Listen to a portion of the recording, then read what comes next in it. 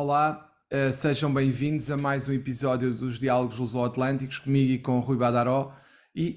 Hoje estamos aqui para falar mais uma vez sobre as eleições no Brasil, que vão ter em breve o seu desfecho com a votação no próximo fim de semana. E eu pergunto ao Rui o que é que pode salientar esta semana, aliás, na semana que acabou de passar. O que é que pode salientar como relevante para que em Portugal percebam o que é que se passa com as eleições neste momento? Olá, João, espero que esteja tudo bem consigo e com todos aqueles que nos acompanham aqui nos Diálogos Luso-Atlânticos. Pois bem, a última semana foi uma semana fértil para a discussão para a mente daqueles eleitores de um lado ou de outro, e justifico. De um lado, o candidato Luiz Inácio Lula da Silva não compareceu a um debate. Talvez já estratégia, talvez não, com certeza, estratégia aí de sua equipe. De outro lado, nós tivemos um aumento do número das fake news e um debate em torno da liberdade de expressão. O grupo A afirma que liberdade de expressão não se pode limitar sob justificativa alguma. O lado B coloca que liberdade de expressão não é liberdade de agressão.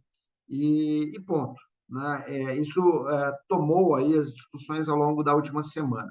O que chamou a minha atenção, João, em verdade, foi justamente o dia de domingo, quando no domingo, logo pela manhã, o político, né, a pessoa, o político chamado Roberto Jefferson, que cumpre prisão domiciliar em sua residência no interior do estado do Rio de Janeiro, ele fez um vídeo atacando uma ministra do Supremo Tribunal Federal, ministra Carmen Lúcia, e proferindo aí uma série de xingamentos contra ela, e etc, etc, etc, tentando aí, parece-me, entoar uma narrativa conspiratória, querendo Sim. ser um novo mártir aí para aquele candidato que ele apoia. Parece-me isso, é opinião pessoal.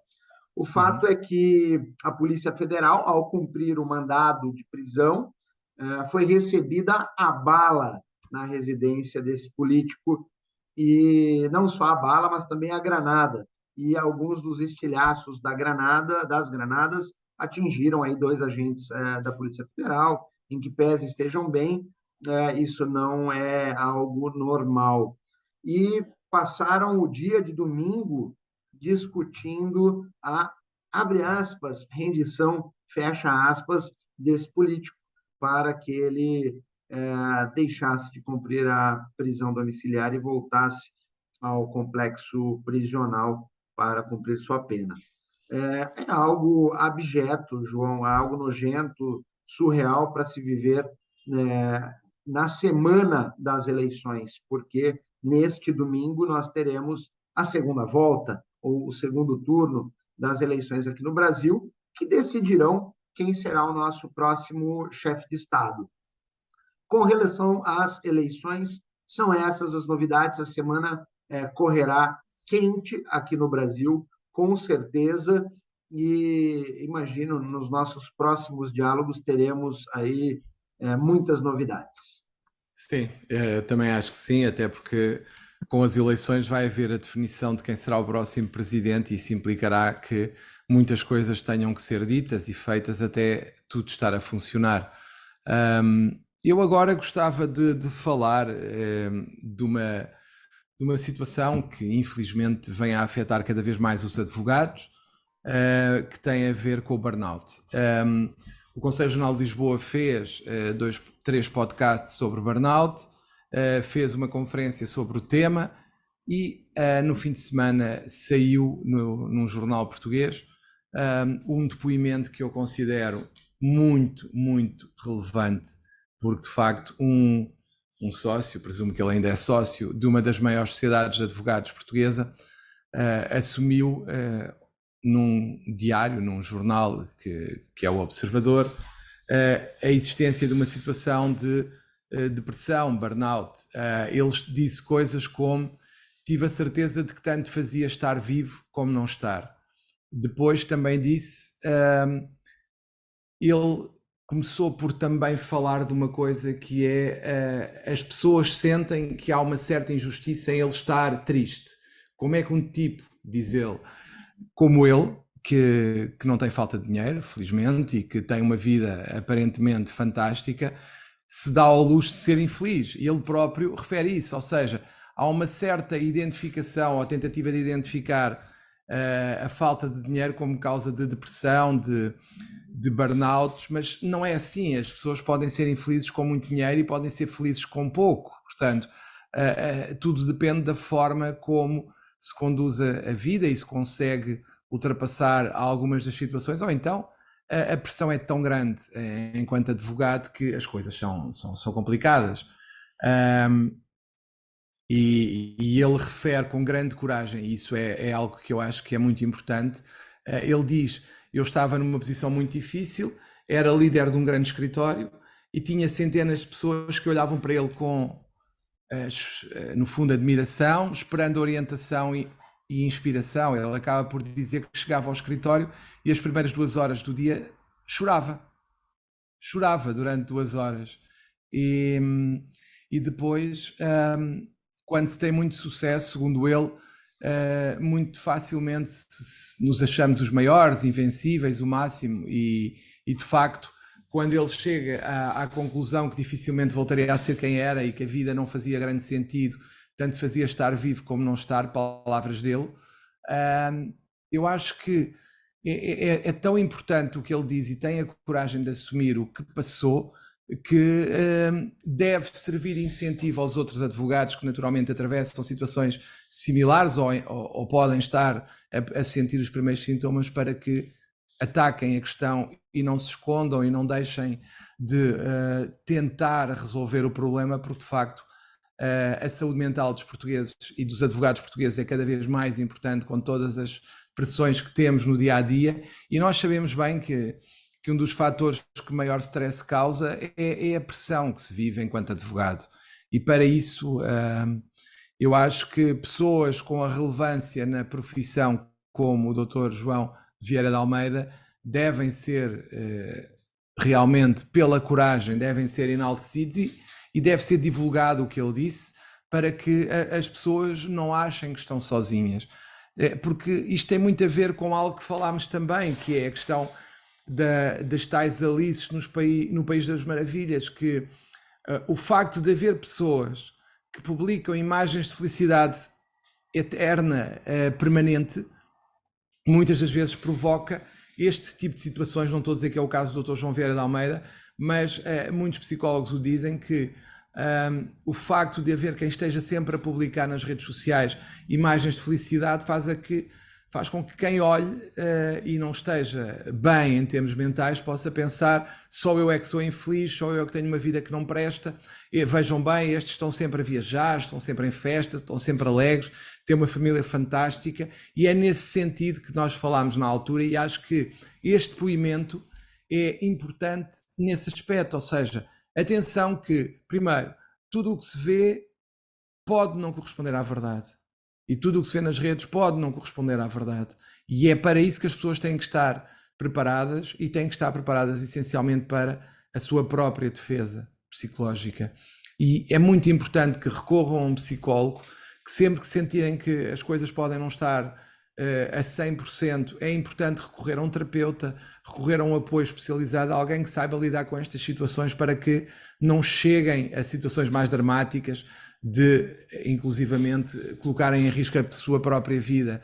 Acho que é muito importante um depoimento destes, porque no fundo é alguém que, com impacto no mundo jurídico, no mundo da advocacia, diz: atenção, que se vocês estão a sentir isto, eu já senti e eu assumo que tive este problema, e que de facto não é algo que se deve ignorar e que deve ser atacado, porque é com depoimentos deste tipo, de grande coragem, que se consegue cativar as pessoas para a necessidade de acompanhamento, que é o que é mais importante. Não deixar chegar as coisas a um extremo tal que já seja muito difícil regressar. E por isso eu não posso deixar de sublinhar a relevância desta entrevista, que é dada por alguém que tem, de facto, um cargo muito relevante numa das maiores sociedades de advogados portuguesa e que não tem medo de falar do que sentiu e não tem medo de expor os sentimentos, ainda que possa vir a ser criticado por isto, por aquilo ou por aquilo outro. Ele assume o tema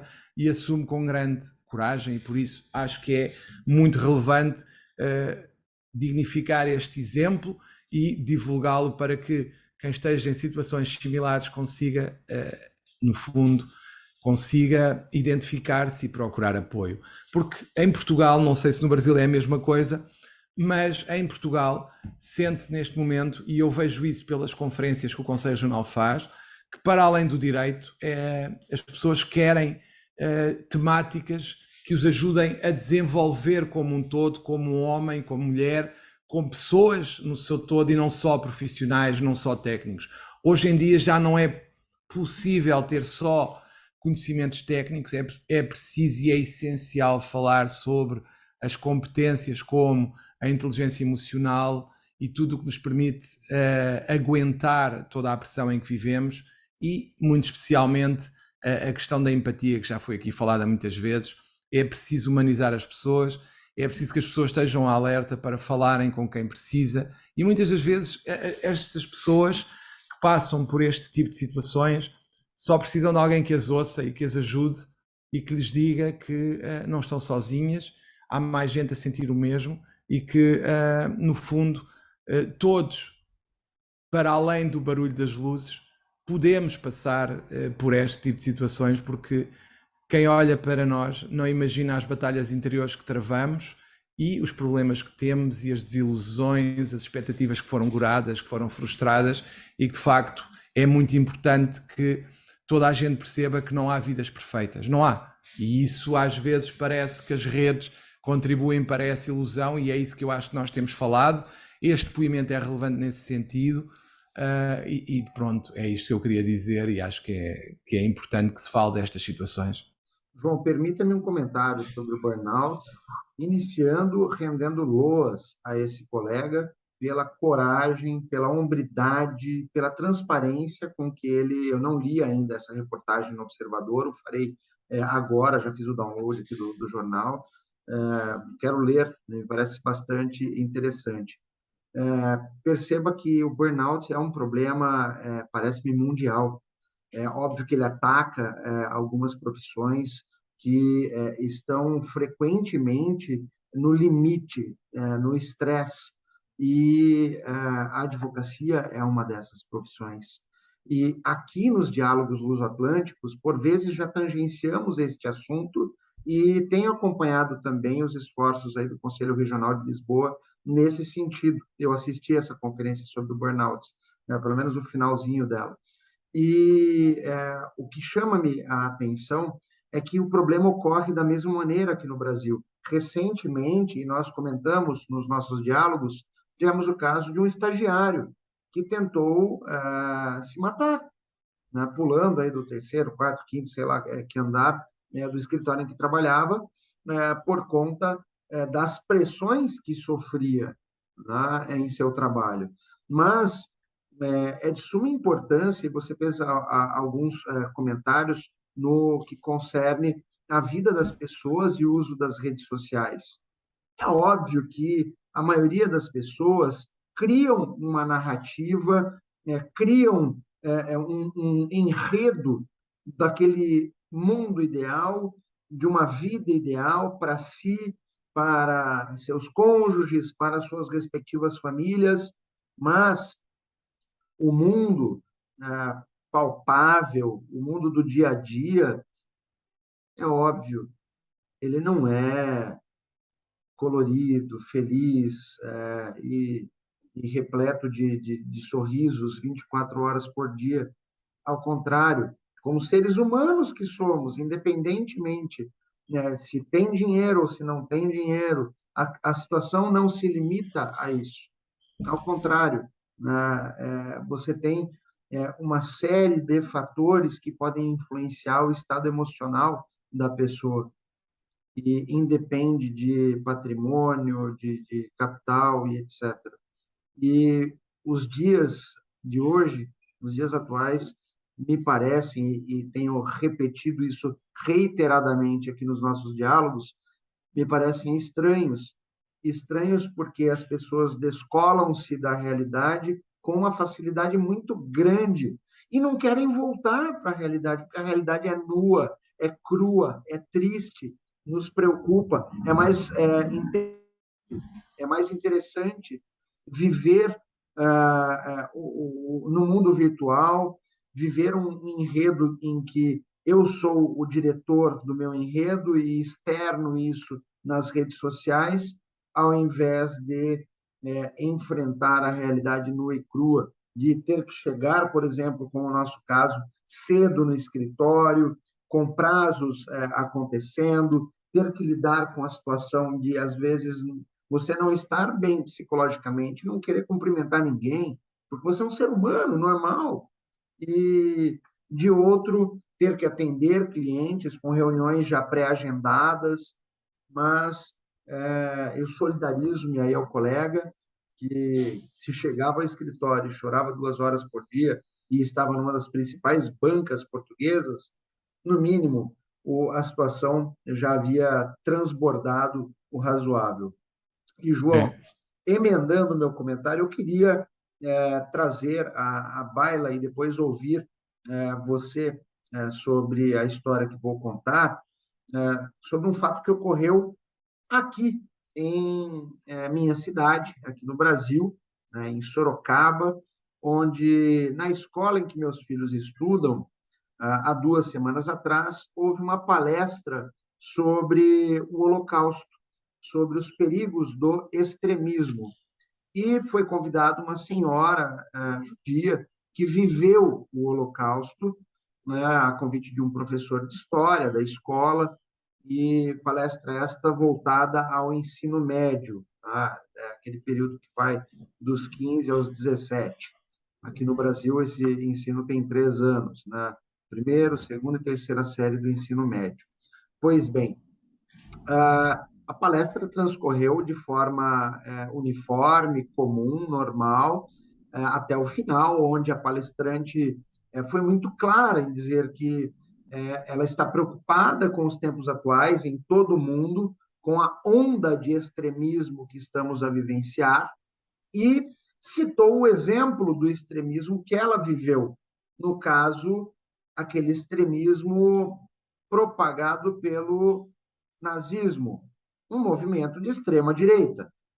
E a assessoria de imprensa dessa escola traduziu, né, em uma foto e traduziu ipsis literis o que a palestrante disse e confesso, de forma escandalosa, eu fiquei assustado com os comentários no post na rede social que se seguiram por conta da frase extremismo, dando conta que supostamente a palestra teria sido com uma opção político-partidária em prol de A em detrimento de B, o que não ocorreu, né? Simplesmente estava a ser tratado uma questão pela perspectiva histórica e da ciência política, e o que houve, sim, foi uma grande confusão por parte daqueles que comentaram esse episódio, no sentido de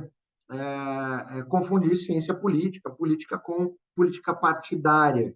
Né? Não houve opção por A ou por B, apenas a denúncia do perigo do extremismo. No caso, ela citou o exemplo daquele perigo que ela viveu, do extremismo que ela viveu, de um movimento de extrema-direita. Eu Uhum. gostaria muito de ouvi-lo, sei que tem posição bastante ponderada sobre isso. É assim, eu em relação ao extremismo e aos discursos de ódio que se vão para aí vendo, acho que tem tudo a ver com a forma como as pessoas estão a encarar a realidade nos dias que correm. Já sabemos que sempre que há insegurança, incertezas, crises económicas, as pessoas procuram sempre uma referência. E a referência normalmente é alguém que represente um poder autoritário que no fundo faça escolhas por elas. E o que se nota nesse tipo de episódios é a necessidade das pessoas terem alguém que seja uma referência e alguém que possa servir quase como que o pai da nação, o pai dos países. E o fascismo eu diria, o fascismo representou isso com o Führer, o Mussolini também foi na mesma linha, porque eram pessoas com posições muito fortes, vincadamente que eram condutores de homens e de mulheres e assumiam essa condução. E nós sabemos perfeitamente que em alturas de crise esse tipo de pessoas aparecem mais facilmente e têm sempre mais palco. Basta ver, por exemplo, em Portugal, o partido de mais extrema-direita que existe, o Chega, tem um líder muito forte em termos de dialética, de discurso, porque ele, de facto, tem uma boa presença e tem uma forma de falar que é muito, diria eu, assertiva, mais até do que isso. E no fundo ele encarna um pouco aquela pessoa que de repente, perante uma série de situações injustas, vai resolvê-las todas, vai combater a insegurança, vai resolver os problemas de insegurança porque vai pôr toda a gente a trabalhar, mesmo os desempregados, uma série de fatores que têm a ver com as pessoas quando estão em crise, quando estão em situação de grande crise económica e social, tendem sempre a agarrar-se a alguém que lhes dê uma solução direta, rápida e segura, que é o que eles acham que constitui alguém que não tem dúvidas e que diz que vai controlar tudo, nem que para isso tenha que limitar a democracia no país e nos países. E é isso que está em causa, há uma procura de alguém que tenha a figura paternal no governo, na presidência, no cargo máximo de condução da nação. Basta olhar em Portugal, por exemplo, sempre que se fala mal dos atuais políticos, diz-se era preciso um Salazar, era preciso alguém que recorrem a uma figura do Estado Novo, que era o presidente do Conselho de Ministros. Portanto, eu diria que, infelizmente, é um fenómeno universal. Sempre que há crise, eu diria que as pessoas acabam por se afastar dos princípios democráticos. Basta ver a França, o que aconteceu agora com o homicídio de uma criança, em que as tendências de extrema-direita estão claramente a disparar. Porquê? Porque as pessoas têm medo e acham que só uma pessoa que afaste os direitos dos cidadãos conseguirá controlar esta aparente onda de criminalidade que tem origem em pessoas que não têm a nacionalidade francesa, e a xenofobia aparece, é sempre assim. Parece-me, João, que os movimentos extremistas, eles provêm de uma frustração individual ou social. E dessa frustração, a busca, como você bem disse, de um líder, uma figura paternal que proverá a todos, dando soluções, por mais que inexistentes, e, enfim, tempos complicados. Tempos complicados. É porque a questão acaba por ser a seguinte, se nós repararmos que nós acabamos por ter uma situação que nos leva aonde? Leva-nos a isto. Quando nós olhamos para as pessoas que dizem eu quero pensar pela minha cabeça, eu quero isto, eu quero aquilo, quando há uma crise grave, as pessoas procuram precisamente o contrário, procuram alguém que, como tu disseste e bem, ainda que a solução que apresentam seja inexistente, tem que ter convicção, e se tiver convicção ao apresentar a solução, as pessoas acreditam. E é isso que está em causa, se tu fores pegar em tiradas que se ouvem nos cafés e começares a replicá-las publicamente, as pessoas dizem, este é que diz o que tem que ser dito, isto é que é um homem a sério, isto é que é alguém em quem podemos votar, e é isto que está em causa, todos não, mas uma parte da população, quando há crise, quando há insegurança, precisa de alguém que diga, eu sei qual é o caminho, este é o caminho, e é assim que se resolve o problema todo e todos os problemas da sociedade. Portanto, pouco importa se vai resolver ou não, desde que tenha convicção a afirmar a solução, acho que é suficiente para convencer grande parte da população a votar, ou uma parte significativa. Exato. É exatamente isso. Bom, creio que por hoje é só. Esses foram os diálogos luso-atlânticos e eu devolvo a palavra para o João, que começou os nossos diálogos hoje e também o encerrará. Bem, eu termino com um apelo realmente para quem não estiver bem, quem estiver desanimado, quem estiver numa situação que possa ser classificada de perturbações como burnout ou outras similares, ou um ou outro sintoma de burnout que estão identificados em muitos sítios, eu sugiro que, como disse o Dr. João Vieira da Almeida, e vou citá-lo, o mais importante é perceber que há uma saída. Pode não estar ali ao virar da esquina, pode não ser amanhã, pode não ser depois da manhã, mas não há poções mágicas, mas há uma saída, desde que alguém ajude a encontrar essa saída, porque há alturas em que nós, sozinhos, já não o conseguimos, e por isso é muito importante que todos tenham essa consciência. Há sempre uma saída. E isso era a mensagem que eu deixaria no final deste nosso diálogos, fazendo votos para que a semana vos corra pelo melhor e que, de facto, as coisas corram bem, quer em Portugal, quer no Brasil, e que as eleições decorram dentro da mais absoluta normalidade, seja quem for o vencedor. Os votos que eu faço aqui de Portugal tudo decorra de acordo com os princípios democráticos. Até lá.